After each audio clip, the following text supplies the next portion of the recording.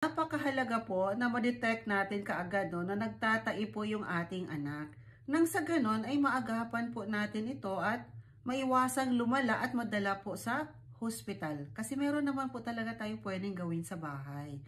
Ang pwede lang po kasi nating gamutin sa bahay ay yung tinatawag natin na mild to moderate diarrhea. Ano ba yon? Yung 3 beses hanggang pong 9 times na pagtatai po sa loob po ng 24 oras. Ano ba yung mga dahilan kung bakit nagtatae yung ating anak?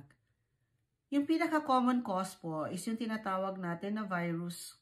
Rotavirus po ang pinaka-common cause. Kaya hindi po kailangang gamutin ng antibiotic kasi virus po ay hindi namamatay sa antibiotic. Ang pinakamahalaga lang ay suportahan po natin ito ng fluids para hindi po ma-dehydrate.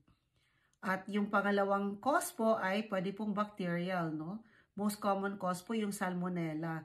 At yun naman pagtatain nito ay may kasamang dugo usually. At yung pangatlo po na common cause ng pagtatai po ay yung food poisoning. Pag nakakain po yung anak natin ng panis na pagkain. And usually po yung pagtatai ay may kasama din na pagsusuka. But even without treatment, basta naisuka na, naidumi na, yung mga cause ng poisoning ay nawawala po ito usually after 24 hours. So ano naman ang pwedeng mga home remedies? So unang-una na po talaga dyan, yung kailangan po talaga nating i-rehydrate yung ating anak. Importante po yan. Kasi po, pag hinayaan mo natin matuyuan yan, delikado po yan. At pwede din po ikamatay ng bata kung hindi po talaga natin ma-hydrate. So ano ba yung pwede natin gawin para ma-hydrate yung ating anak? Una-una, syempre pwedeng painumin ng tubig. Kung gaano karami yung inilabas, dapat ganon din karami yung inumin na tubig. Pero pwede naman na hindi lang puro tubig, kasi po yung tubig, lalong-lalo na yung mineral water, wala naman po talaga masyadong minerals yan. Kaya mas okay pa nga kung painumin natin ng buko juice ba ngayon, sugarcane juice, yung mga fruit juices na galing sa dalandan, sa grapes, o sa oranges, yung talagang prutas ha, hindi yung fake. Kasi po, ito po ay may taglay na ibang vitamina at pati po electrolytes na kailangan po sa mga nagtatae. Syempre, pwede po rin yung mga vegetable juices na pwedeng galing sa carrots, pwede pong galing doon sa mga pipino, kahit po yung malunggay juice. Naku, very effective po yan sa pagtatae din. At pwede din po tayo gumawa ng sarili po nating oral rehydrating solution. Paano po ba gagawin ito? 1 litrong tubig po ay dagdagan po natin yan ng kalahating kutsaritang asin. Hindi lang po basta asin, rock salt po ha. Hindi po pwede yung mga iodized salt. Rock salt o kaya yung Himalayan salt para po nandoon din po yung mga minerals. At dagdagan po natin ito ng honey or kaya pwede pong molasses. Ano ba yung pwede natin ipakain sa anak natin? Dati po, usok-usok po yung tinatawag nila na brat diet. Ano ba yan? It's comprised of banana, rice, apple, and tea. So, kumbaga po, yan lang po talaga ang pwede mong kainin.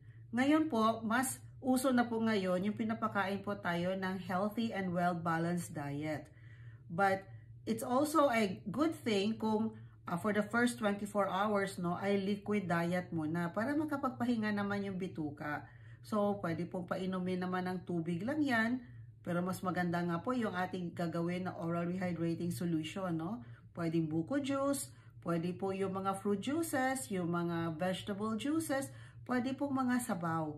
Pero wag pong pakainin ng mga karne, especially yung mga oily na food. So, pwede pong sabaw na galing po sa isda or kaya sa vegetables po. At mataas sa potassium po din yung mga sweet potato, yung mga potatoes po. Syempre, ayan po yung bananas. And you can give apples din. So, yung mga yan, no, pwede nyo pong ipakain. Lahat. Hindi po pwedeng i-lessen yung pagkain ng nagtatae. At mas maganda din po kung bibigyan po natin yan ng probiotic. Halimbawa po yung yogurt. Mabilis pong gumaling, no, yung pagtatae dahil po nagpo-provide po yan ng healthy bacteria sa tiyan po natin. At yung isa pa po, wag po nating painumin yan ng mga sports drinks at saka ng soda. Bawal na bawal po yan. Kailan po ba natin dadalhin sa doktor yung anak po natin? Siyempre po, kung more than 3 days na po itong nagtatae at lalong-lalo na po kung hinang-hina na po ito, halos hindi na po makatayo, lubog na po yung mata, dry na po yung bunganga, pati po yung tongue po niya, dry na po, pati yung skin, dry na, ang laki na ng binawas ng timbang, nilalagnat na, nanghihina na, dapat na po nating dalhin po yan sa ospital.